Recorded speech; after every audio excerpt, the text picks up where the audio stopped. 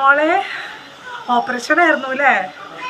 കുട്ടിക്ക് എന്താ കണ്ണും കാര്യങ്ങളൊന്നും എഴുതി കൊടുത്തില്ല? നല്ല കറാന്ന് കണ്ണ് എഴുതിയാലാണ് പുരുകൊക്കെ നല്ല ഷേപ്പായിട്ട് വരുന്നത്. എൻ്റെ മക്കളുടെയൊക്കെ കണ്ടില്ലേ, നല്ല ഷേപ്പായിട്ട് വിടർന്ന കണ്ണുകൾ. എൻ്റെ ഇങ്ങനെയായിരുന്നു, പ്രായമായി കൊണ്ട് പറയേണ്ടതാണ്. മനസ്സിലായല്ലോ? അങ്ങനെ വരച്ചെഴുതുന്നു. ഡോക്ടർമാർ പലതും പറയും, അവർ മണ്ടന്മാരാണ്. അവർ മണ്ടന്മാർ പലതും പറയും. നമ്മളതൊന്നും കേൾക്കരുത്. നമ്മൾ കണ്ണൊക്കെ ഇങ്ങനെ നീട്ടി വരച്ചെഴുതണം. എന്താ പാമ്പേഴ്സ് ഇതൊന്നും ഇട്ട് കൊടുക്കരുത്. ഇതൊന്നും ഇട്ട് തുണി വെച്ചാൽ മതി.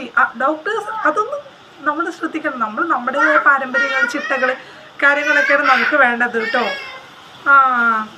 ഇതൊന്നും ആരും പറഞ്ഞൊന്നില്ലേ? എടി സുലോചന, നീ പറഞ്ഞു കൊടുത്തില്ലേ? തലേന്ന് എങ്ങനെ ഇരിക്കണത്? ചപ്പിക്കൊണ്ട് ഇങ്ങനെ ഉരുട്ടിയിട്ട് എടുക്കണം. ബോള് പോലെ വരണം തല, മനസ്സിലല്ലോ? ഉരുട്ടി എടുക്കണം.